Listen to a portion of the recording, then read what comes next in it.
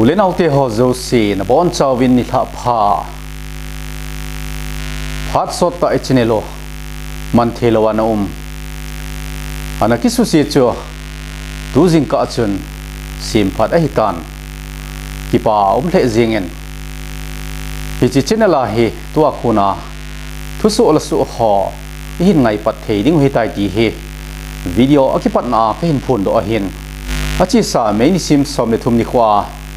hi chi chinelo hi ana kisu si hin phat sot ta sim phat ding ana ki got a hin la ana ki sim pha zo bon wang phat ta in tu jing ka lang chan sim phat ani hitan hi to ki lona hin hi chi channel alien pawa hi thu su la su ho in ngai pat ki dingo hitai zan hi thil su ho channel aneu pa lun pu vlog in ka hin seitan zan ni hla langa Jiribam thil su cho phata in gel leu hen chu chi thil su cho encounter ta be a hi ding chu ta sanum lo hi la hin ipizn emti le sipai ho le thing noi ho village volunteer ho nam sipai ho ki kap tu na wa mun khat a thakhat a village volunteer ho mi som le khat in thina to jing deu chu thil hi thei be se lo hin naxalite ho mi aza ki tol ho amo khoi le thu chu ma hi en mi som le li som le nga ki tol na a mi som le khat ki that jing ki ti chu bol thu hi lo a hi le chu chi encounter di ta hi ki ti thei lo hil ding a hin zani a thil ki bol chu athin lel na tam ta omin athin lel na phabe ho in sei ding o hin hi to bang encounter hi an jing sa hin phat ma sa a zong an jing sa kes tam ta zong an sa hin hi chi ho chu het kham wa tu ni a hi som cha an sei le hen kanomen hi chi channel hi dunia ingai pat nau hi to ki hlona hi chi Jiribam thilsoh a hi ipat jing liu ham tia hi chi Jiribam thilsoh chungchang thu ho hi ka hin se hin chu chi Jiribam thilsoh chu i bola bol thu hin ti ki ti thei ham itia hi le khatna ambu si jing zong le thalsoi mi som le mi khadin thina atu jing ning chu thil hi thei be se lo hin him le thalsoi ya thing noi a hi lo a hele village volunteer khat chu a hon changa hi ta hong ki thon khom jing ning ti chu thil hi thei lo hin scott hon a bu sa tu hi la hi zong le anung langa ho be an sep jiu hin a hi lo le alaya hon atu zong scott ho ham a hi lo le last guard ho be an sep jiu hin a hi lo zong le last guard lang ho in a bu sa tu wa hi zong le scott ho chule alaya ho an chi do man jiu hitan ai la zani thilsoh chu phatin bileu chen ambus ki ball hi jing zong le mi chu za din thina atu na diu thei lo hi la hi in mi hlom cha ki tolwa ai lo le mi hlom cha hi wa a bon chaw ta wanga thina tu chu gin mona lin ta tan chukit le CRPF khon athil bol chu a bol di wa lom lo tam ta an bol do win izemtia genuine encounter ta be an hi ta hi zong le village volunteer khon thina tu naw muna chu athilong ho chutia chu anada ha jing ningo athilong ho aven bit dingo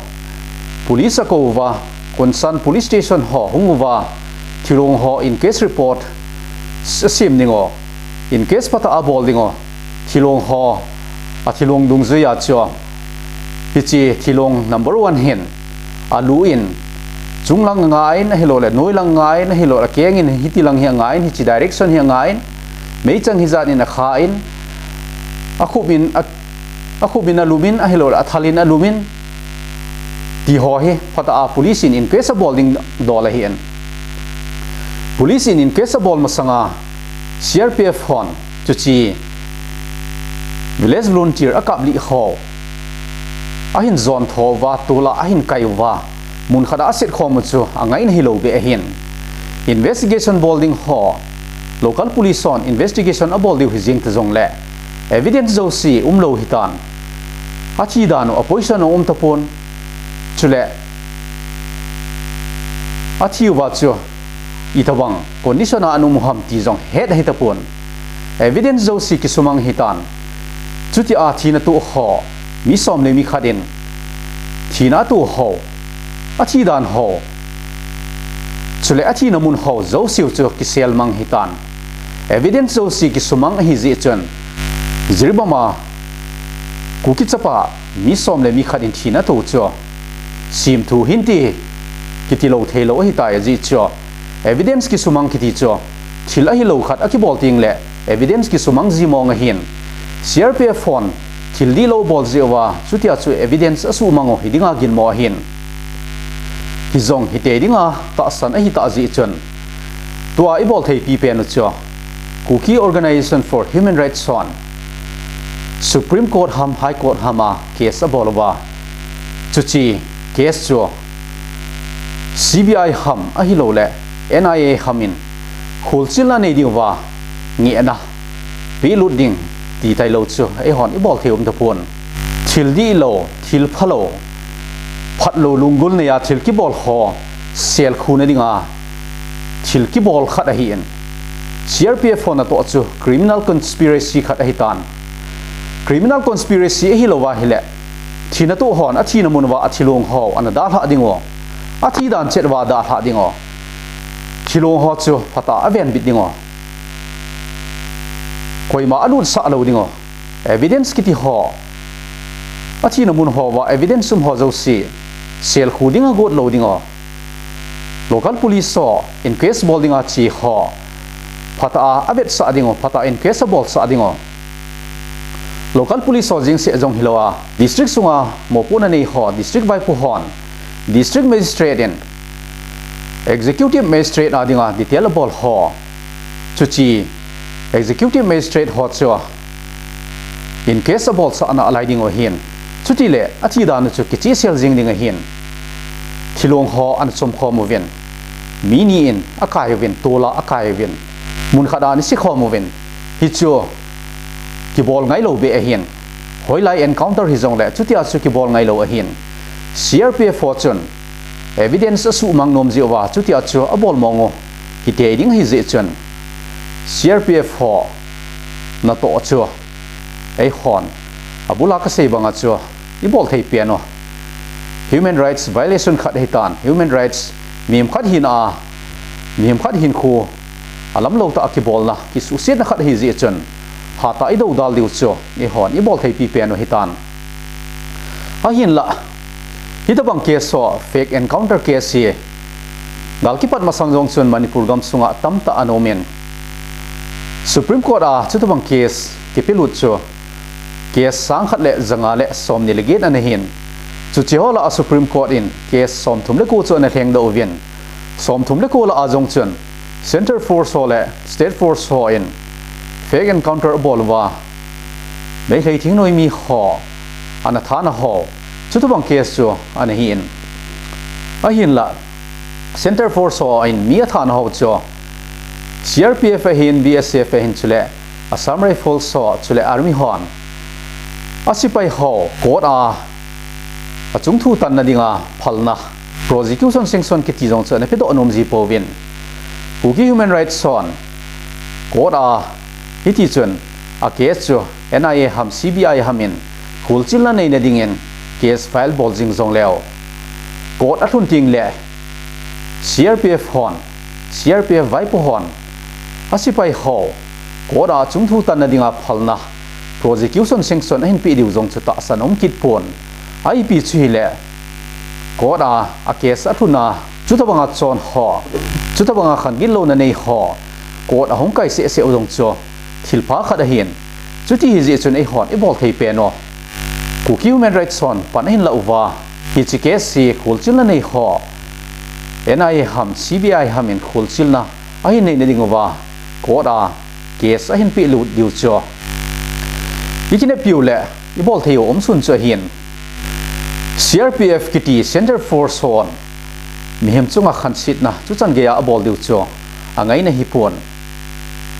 Center Force hin lang koi force jing jong le thing noi helang sung noi helang volunteer helang koi jong le overpower a bol wa a hinga amat diwa lo ma hin mi som le mi khat ki that jeng ki ti chu thil hi thelo be khat hen CRPF for chalo na hi koi ma cha alungdam yum ta po vin Cookie Students Organization General Headquarters KSO General Headquarters in Zong thu pho dan bolovin CRPF for chunga non cooperation ana phongdo vin Cookie te chen nagam sung zo sia CRPF ho bado lo hila om dingo a kem ho anu se lo hil dingo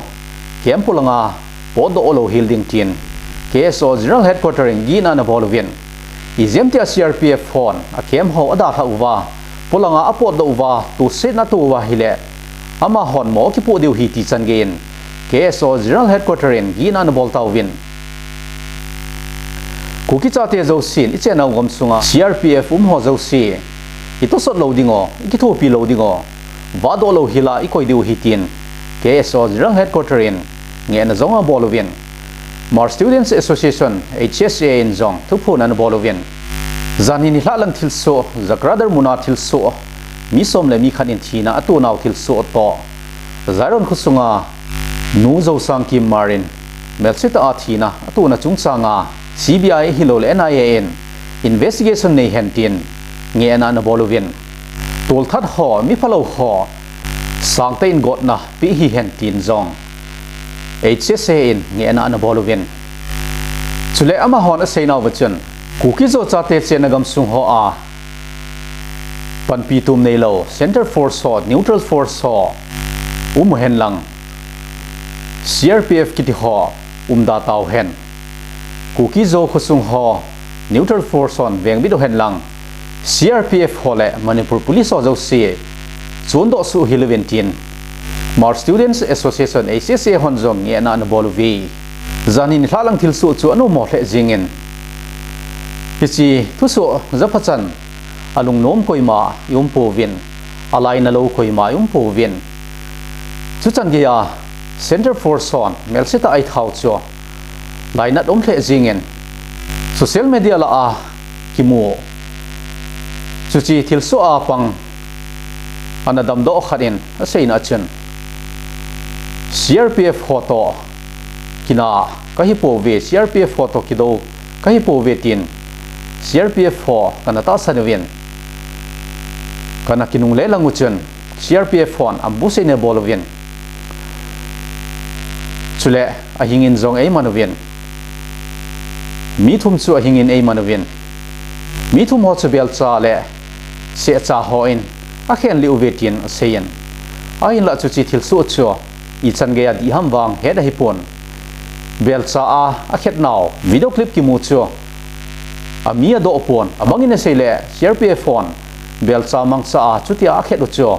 bankar asu se ro hitia seloi zangomen among in a sele bel cha alabuwa chutia a khet chu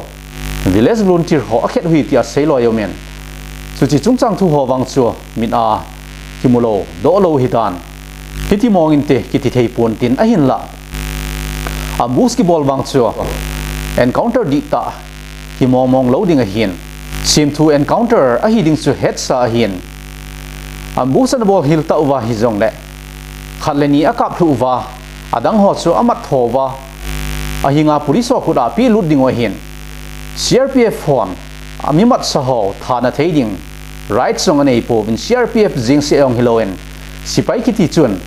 thing noi hen lang song noi hen lang village volunteer hen lang ko hi zong le amimat saw thana ding thanei na nei lo hin melma gampami gamdang mi hoto kido na zinga zong sipai gamdang sipai akiman ho prisoners of war ho kithat ngai lo hin CRPF ho na to wang cho thil di lo ta abol do hin chuchan ge ya mel seta chon ho CRPF ho cho phata a khul chil na ne ya hi a kodin a chung thu ta na a chan di wa lom got na sang pen sang dinga lom wang hi we ti hi tuni khon hi chi video mangchan kain sei do no men hi chi channel hi sim phat a hi to khlona hi chi channel a hi thu so la su ho ingai jing diu hi tan ti vlog channel pen hi vlog ho le khat ve ve holim na ho kain bolding a hin hi chi men channel a hi thu so in ngai diu a hin tuni kho a i holim naw chom cha hin ngai ho zo si na bon chawin ni tha pha